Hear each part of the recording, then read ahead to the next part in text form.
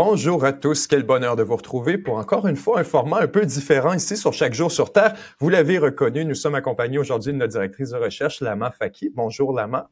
Bonjour Benjamin. Bonjour On tout a le monde. l'occasion aujourd'hui d'avoir une discussion. On vous invite dans le fond dans les coulisses, donc un exercice qu'on aurait dû faire de toute manière, qui est une discussion sur la situation actuelle au Moyen-Orient, étant donné que au cours des derniers jours, il y a eu des échanges de feu en fait à l'intérieur de la communauté druze, au sud de Damas, au sud de la Syrie, qui a mené à une certaine escalade de violence. L'armée syrienne a déployé des troupes sur le terrain, ou du moins a essayé de déployer des troupes sur le terrain pour essayer de calmer la situation. On déplorait déjà au-dessus de 100 morts aux dernières nouvelles. Et en réponse au déploiement des troupes syriennes, Israël a frappé la Syrie. En fait, hier, on déclarait déjà qu'il y avait eu 3 ou 4 morts au ministère de la Défense, tout près du palais présidentiel. Des frappes, en fait, il y a quelques semaines, on se souvient, là, il y avait eu déjà des frappes directement dans la cour, dans le jardin du palais présidentiel. Je le présentais aux gens ici en disant que c'était l'équivalent de frapper dans le jardin de la Maison-Blanche. C'était vraiment un signal là qu'on voulait lancer aux Syriens. Donc, ce que je voulais qu'on fasse aujourd'hui, moi, je comprends absolument rien à cette situation. Ça ne fait aucun sens dans le contexte actuel, alors qu'on sait que la Syrie est supposée se rapprocher d'Israël et qu'Israël était du moins dans une forme de démarche de détente avec eux. Donc, je voulais absolument que tu me donnes un cours 101 et qu'on en profite pour inviter les gens là-dedans aujourd'hui à essayer de comprendre qu'est-ce qui se passe. Pourquoi Israël est en train d'attaquer la Syrie? Quels sont les intérêts? Pourquoi? Qu'est-ce que la communauté druze elle-même, sa place à l'intérieur de la Syrie? Je pense que tu es vraiment la meilleure personne pour nous guider là-dessus aujourd'hui. Merci. Bon, je vais essayer de décortiquer le truc parce que c'est vraiment une situation qui est très complexe avec beaucoup d'éléments qui s'imbriquent les uns les autres. Donc là, on est dans une situation où hier, la capitale syrienne, le cœur de la capitale syrienne et du pouvoir syrien, donc le ministère de la Défense, l'état-major syrien, ont été bombardés par l'armée israélienne. Des frappes très violentes. Je me dois de rappeler quand même que ce n'est pas la première fois que des incursions israéliennes ou des frappes israéliennes ont lieu, puisque au lendemain de la chute du régime de Bachar el-Assad, Israël a systématiquement procédé à la destruction de toutes les capacités militaires de l'État syrien. D'accord? Donc ça, c'est la première chose qu'il faut avoir en tête. La deuxième chose qu'il faut avoir en tête, ce sont ces tensions communautaires qui sont récurrentes. Donc en fait, depuis la prise de pouvoir de Ahmad al-Sharia, donc Joulani, son armée est faite de milices qui avaient autrefois combattu avec lui. Donc visiblement, ce sont des milices qui n'ont pas, ce sont des gens qui n'ont pas été formés pour être dans une armée régulière, mais pour être des miliciens. Et visiblement, il n'a pas le contrôle sur toutes les milices, pardon. Tension communautaire, je dis bien parce que ça n'est pas le premier incident communautaire. Il y a quelque temps, il y a eu un gros attentat contre une église orthodoxe dans la banlieue de Damas. Le gouvernement n'a pas réagi. Il y a eu des massacres sur le littoral syrien. Je rappelle que le littoral syrien, il est peuplé par la communauté alaouite. Donc, sous prétexte que ce sont les anciens hommes du régime Baas de Assad qu'il fallait liquider, il y a eu des massacres. Et maintenant, ce sont les Druzes dans la région de Souaïda. Alors cette région, elle a une particularité historique assez intéressante déjà. Je vais être un peu longue, mais c'est important de contextualiser les choses en fait pour comprendre. Cette communauté et cette région sont particulières. Alors si on remonte à l'histoire de la Syrie, à l'histoire du mandat français notamment, donc ce sont eux qui ont mené la révolte contre le mandat français pour chasser l'occupant. Et puis sous le régime Assad, mais surtout dernièrement, avec l'éclatement de la guerre aussi, ils ont privilégié d'une sorte de, je vais pas dire une autonomie, mais une sorte de semi-autonomie où ils avaient le droit d'assurer leur propre protection. Et donc, en fait, les Druzes de cette région de Souaïda ayant été habitués à s'auto-protéger, ils n'ont pas prêté allégeance au régime de Joulani Ahmad al-Sharia Ils ont voulu garder leurs armes, assurer leur propre sécurité. Et donc, en fait, ce qui se passe maintenant ou ce qui s'est passé dans les derniers jours, c'est que on a assisté à l'intervention de l'armée syrienne, justement, pour les désarmer, à la suite d'un accrochage, mais d'un incident tout à fait banal entre des bédouins sunnites dans la région et des Druzes. D'accord? Et donc, en fait, c'est cette intervention des hommes de Joulani qui a rapidement dégénéré en exaction, en humiliation publique, en assassinat. Et donc, en fait, c'est dans ce contexte-là qu'interviennent les frappes israéliennes, justement sous prétexte de protéger cette minorité druze. J'étais sous l'impression que c'était entre les Druzes eux-mêmes qu'il y avait eu des affrontements. Donc, non, en fait, il n'y a pas eu d'affrontement entre les Druzes, mais il y a une division. En fait, dans la région de Souaïda, il y a 3 leaders druzes, d'accord? Donc, quand on parle de leadership, ce sont des leaderships religieux, parce que je vais en venir un peu à cette communauté qui est très fermée sur elle-même, qui est très... et donc, en fait, ces 3 religieux, ces 3 leaderships druzes, eh bien, il y en a 2 qui sont d'accord sur le fait d'apaiser les tensions, et il y en a un qui n'est pas d'accord et qui appelle justement les membres de la communauté et ses partisans à prendre les armes et à faire face. Parce que je vais justement vous parler un peu de cette communauté. C'est une communauté historiquement, c'est une communauté d'à peu près 1 million de personnes qui vit dans le Moyen-Orient. On parle d'à peu près 700 000 personnes en Syrie, et c'est justement eux qui peuplent le Golan qui a été annexé en 1967. Au lendemain de la guerre des 6 jours, et dans cette région-là du sud de la Syrie aussi, dans cette région de Souaïda, c'est une communauté qui est beaucoup axée sur l'honneur, sur les valeurs, sur la protection, et donc en fait, quand il y a des humiliations du genre, je vais essayer de vous partager des photos de à quoi ressemble un religieux druze ou quelqu'un. C'est une communauté, quand je dis très fermée, ce sont des gens qui n'ont pas le privilège de connaître leur religion à moins de respecter certains critères particuliers.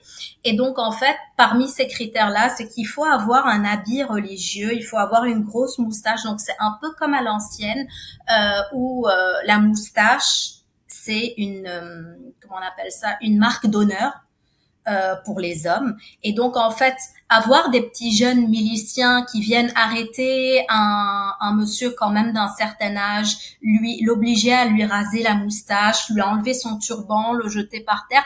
Donc, tout ça, c'est un peu la goutte de trop qui a fait déborder le vase. Ça, ce sont par les hommes de Jolani. Oui. Parfaitement, je veux dire. Oui. Intéressant. Puis en quoi, ça c'est j'imagine, ça s'inscrit dans l'exercice auquel ça donne justement le gouvernement syrien, le nouveau gouvernement Jolani depuis un certain nombre de mois, essaie de consolider son pouvoir sur l'entièreté de la Syrie. Mais jusqu'ici, il me semble que ce qui se passait au sud de Damas, c'était pas vraiment de son ressort, il avait l'air vraiment à s'abalancer. Non, ils n'ont pas pu faire preuve de contrôle du territoire et de toutes ces communautés-là. Et c'est, je pense, l'une des raisons pour lesquelles, dans son discours d'hier, il a finalement, Ahmad al-Shara', le président en intérim de la Syrie, a décidé d'accorder aux Druzes, effectivement, le droit de s'auto-protéger. Mais en fait, ce qui est intéressant dans l'histoire, Benjamin, c'est que qu'est-ce que l'armée israélienne vient faire là-dedans, et pourquoi est-ce que l'armée israélienne intervient pour protéger les Druzes en particulier, alors qu'il y a eu des Alaouites qui ont été complètement massacrés. Là, on s'en balance, personne n'en parle. Une église chrétienne orthodoxe qui a été bombardée, ça n'intéresse personne. Donc, en fait, ce que je disais tout à l'heure, c'est que les Druzes, c'est une minorité du Moyen-Orient qui est éparpillée au Liban, en Syrie, en Palestine/Israël et en Jordanie. D'accord? La particularité de cette communauté en Israël, on s'entend bien, ce sont des Arabes, arabophones, qui parlent arabe. C'est une branche assez éloignée de l'islam ismaélien. Donc c'est une religion qui est je trouve pas le mot, mais secrète, cachée, où tout le monde n'a pas le privilège de connaître, où les textes sacrés ne sont pas accessibles à tout le monde. Même si tu demandes à ChatGPT, il sera incapable de te sortir le texte sacré des Juifs parce que c'est très bien protégé. Et donc, en fait, c'est une minorité qui a fait le choix depuis l'établissement de l'État d'Israël, donc justement parce que ce sont des gens qui vivent dans les montagnes, qui n'ont pas vraiment beaucoup été confrontés aux milices sionistes avant l'établissement de l'État d'Israël, donc qui a fait le choix justement de se mettre sous l'aile de l'État israélien, et donc ce sont les seuls Arabes qui participent à l'armée israélienne. Donc c'est une minorité qui est assez pesante en Israël, à la fois dans l'armée et à la fois dans l'électorat. Donc en fait, si tu veux, Netanyahou, il était un peu comme obligé d'intervenir sous la demande des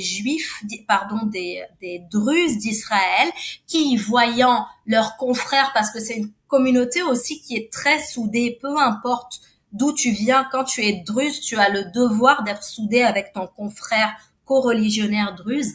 Et donc, cette minorité qui est extrêmement soudée a expressément fait pression, descendu dans la rue pour demander à Netanyahou d'intervenir à Souaïda pour protéger les Druzes de ces exactions sunnites. C'est un scénario qu'on voit se reproduire, dans le fond, à plusieurs autres endroits. On pourrait penser au Congo, Rwanda, quelque chose de similaire aussi, où on demande une intervention pour une minorité qu'on dit opprimée de l'autre côté. Les mêmes arguments ont été présentés avec l'Ukraine, la Russie. Donc, au fond, ce qu'on voit ici, c'est les Druzes qui sont répartis sur plusieurs territoires, notamment à l'intérieur d'Israël, et qui sont victimes d'un certain nombre de persécutions à l'intérieur de leur espace syrien. Et donc, les Druzes israéliens ont appelé à l'intervention d'Israël pour défendre leurs confrères. Maintenant, c'est quoi la finalité là-dessus? Bien sûr, Israël a un intérêt stratégique, tactique. Évidemment, sachant, et je me dois de l'ajouter, d'ailleurs, je vais te mettre un lien. C'est un article justement que j'ai publié l'an dernier sur les Druzes d'Israël. Tu pourrais le partager aussi avec ceux qui seraient intéressés. On mettra le lien. Sachant qu'ils sont pas hyper bien traités à l'intérieur d'Israël, hein, les Druzes. Ils subissent aussi des exactions, mais ça, c'est un autre sujet, je vais pas m'aventurer là-dedans. Est-ce qu'ils se disent israéliens? Oui, absolument. Ils se disent israéliens. Leur identité, c'est Druze israélien. Et d'ailleurs, pour l'anecdote, sur leur carte d'identité, il n'y a pas marqué arabe comme les autres Palestiniens. Il y a marqué Druze.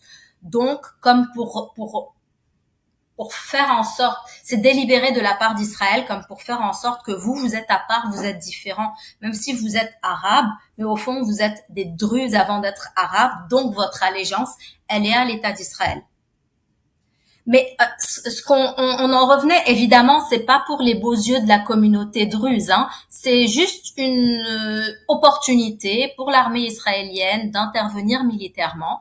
Donc, d'une part, comme on l'a dit, pour gagner sa population druze, mais parce que Israël a clairement un plan dans la région, et c'est un plan qui est clairement militaire, donc non seulement désarmer la région, mais aussi avoir, si tu veux, parce que cette région-là, elle se trouve aux frontières de l'État d'Israël, peut-être pas aux frontières directes parce que il y a Deir ez-Zor, la Jordanie, etc., mais d'avoir un environnement qui est quand même assez friendly à ses côtés, et surtout quand on regarde aussi, quand on fait un lien avec le Golan, quand on fait un lien avec, parce que moi je m'inquiète aussi un peu pour la Jordanie, sachant, j'ouvre beaucoup de parenthèses, que les Druzes dans tous les pays de la région, et notamment en Jordanie, et notamment dans le Golan et le Liban, ils ont appelé, donc le Golan, ils ont carrément cassé la frontière, ils sont rentrés en Syrie parce qu'ils veulent combattre avec leurs coreligionnaires.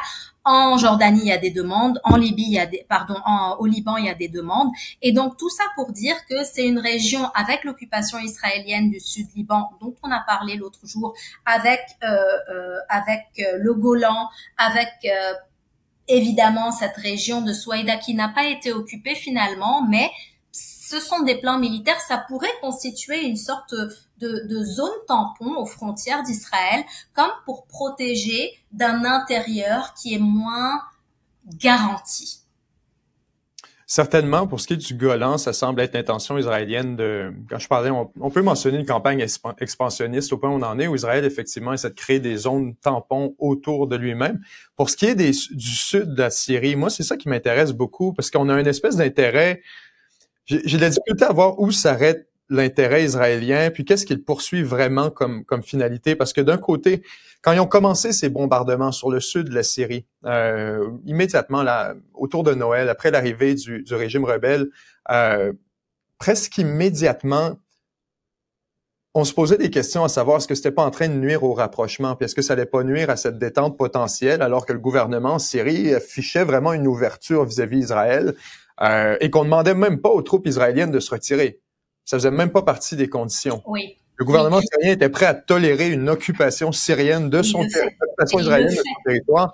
Fait que là, à ce moment, moi, je me disais, ben, clairement, le seul objectif qu'avait Israël, à continuer à bombarder la Syrie malgré tout ça, malgré cette main tendue, on l'a comprise un peu plus tard avec le bombardement de l'Iran, où il fallait un corridor aérien. Probablement qu'on était un peu stressé d'avoir des éléments de défense aérienne, notamment déployés par la Turquie au sud de Damas. Puis il y avait une espèce de message qui avait été lancé là-dessus. Israël était très clair. On veut pas la militarisation du sud de la Syrie.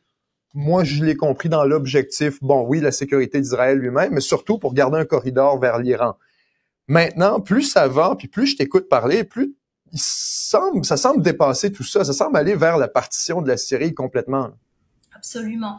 Alors, je vais revenir un peu au début de ton propos. Ce rapprochement, il a lieu, il a eu lieu. Je pense qu'il va continuer à avoir lieu parce que on a eu justement des rencontres en Azerbaïdjan comme pour aller marcher tout doucement vers une normalisation, donc éventuellement inclure la Syrie dans ces accords d'Abraham.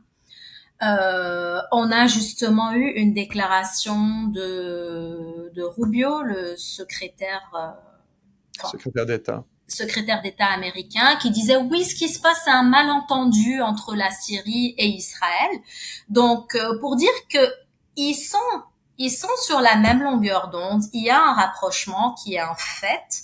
Maintenant, ce rapprochement-là, il va aboutir à une normalisation. Mais comme tu le mentionnais tout à l'heure, en fait, et on a eu par exemple un Ahmad al-Sharia qui a rencontré Trump, qui a rencontré Macron, on a assisté à une levée progressive des sanctions. Mais à mon sens, en fait, mais ce n'est qu'une hypothèse. L'intérieur israélien comptait beaucoup plus pour Netanyahou que l'environnement régional, auquel il s'est dit, on va trouver probablement une issue, une solution. Et là, dans tout ça, on n'a pas encore parlé de la Turquie. La Turquie est restée en observateur. On sait que le régime actuel en Syrie, c'est quand même un vassal, un protégé d'Erdogan. Donc, moi, à mon avis, ça ne m'étonnerait pas en fait qu'il y ait une sorte de bras de fer à venir entre Israël et la Turquie. Ça, c'est d'une part. Une autre hypothèse qu'on entend beaucoup, et d'ailleurs il y a eu une déclaration à ce sujet, comme tu dis, c'est une partition de la Syrie. Et quand on dit la Syrie, on dit le Liban et on dit toute la région, parce que pour faire un très long rappel en arrière, les frontières que nous avons actuellement dans notre région, ce sont des frontières qui ont été instaurées par l'accord Sykes-Picot en 1916, en pleine Première Guerre mondiale. On faisait partie de l'Empire ottoman. L'Empire ottoman s'effondre. La France et la Grande-Bretagne se partagent le territoire. C'est eux qui ont dessiné nos frontières actuelles. Avant ça, on était une seule grande entité, une grande Syrie. Et donc, en fait, les déclarations de Tom Barak la semaine dernière au Liban, disant que le Liban serait amené à faire partie d'une Syrie plus grande, évidemment, quand je dis une Syrie plus grande, c'est pas une révolution populaire où démocratiquement on a choisi d'y être. Non, c'est sous le gouvernement central de je vais pas dire Ahmad al-Sharia parce que je sais pas à quel point en fait il va rester à son poste, mais un gouvernement central de ce type-là. Donc, probablement, non seulement tu parles de morcellement de la Syrie en différentes entités confessionnelles, parce que ça justifierait l'entité confessionnelle israélienne, l'État juif. Donc avoir un État juif, un État chiite, un État alaouite, un État druze, blablabla, ça rendrait les choses normales en fait, et puis ce serait une façon d'avoir une stabilité dans la région avec un des frontières naturelles, des frontières naturelles, culturelles, linguistiques, confessionnelles, etc. Ce serait ce qu'on s'attend à voir ailleurs. Puis effectivement, le rappel que tu fais est intéressant parce que ce qu'on a en tête toujours, c'est de se dire, ben si on fait l'explosion de la Syrie, par exemple, littéralement on fait la partition du pays, tu y inclus très rapidement le Liban. Puis effectivement, d'une certaine manière, toutes les frontières qui ont été dessinées au même moment ont besoin d'être revues à partir du moment où on décide qu'il y en a un qui tient plus la route. Maintenant, c'est qu'il faudrait que ce soit une partition organisée. Et là, on s'en va de plus en plus vers une partition désorganisée. Ou si le gouvernement, au fond, la grande question, c'est est-ce que le gouvernement central syrien va résister à tout ça? Si le gouvernement central syrien résiste, ça fond dans une guerre civile à peu près comme on l'a vu au cours des dernières années. Et si le gouvernement syrien, il faudrait accepter sa propre dissolution, dans le fond? Non, mais il aurait sa part du gâteau avec peut-être, je veux dire, si on lui arrache. Alors, ce qu'on dit et ce qu'on entend, c'est que oui, on lui arrache des régions du sud de la Syrie peut-être, mais on lui donne le nord du Liban pour faire un petit peu un espace plus homogène confessionnellement. Donc, c'est vraiment beaucoup d'hypothèses qui sont réalistes et qui sont sur la table, mais ça n'est ni à ton échelle ni à mon échelle qu'on pourrait avoir la prétention de les confirmer. Ben, ça dépend, oui ou non. Toi-même, tu es au Liban, donc tu peux quand même nous donner actuellement, en passant, Lama est à Montréal, juste pour clarifier, mais normalement, tu es au Liban, tu es libanaise, tu pourrais quand même nous donner disons, un avis sur les gens veulent pas de tout ça. La popularité d'un projet syrien au Liban. Là. Non. Personne ne veut de tout ça. La population, les gens comme toi et moi, ils veulent juste qu'on leur foute la paix. Donc, ce serait par un éclatement de la Syrie, carrément, un éclatement désorganisé. Oui, et justement, tu te souviens, la dernière fois, tu me posais la question, mais pourquoi, en fait, il y a toujours, quand il se passe un truc en Palestine, il y a une répercussion au Liban, il y a une répercussion en Syrie. Il y a des liens historiques, naturels, organiques, en plus des autres acteurs et facteurs communs qui viennent se greffer à tout ça. Donc, on ne peut pas dissocier. Et si tu regardes bien, à chaque fois qu'on s'achemine vers une sorte d'accord de cessez-le-feu à Gaza, on voit que ça explose quelque part. Donc, avant, c'était le Liban, l'Iran, là, c'est la Syrie.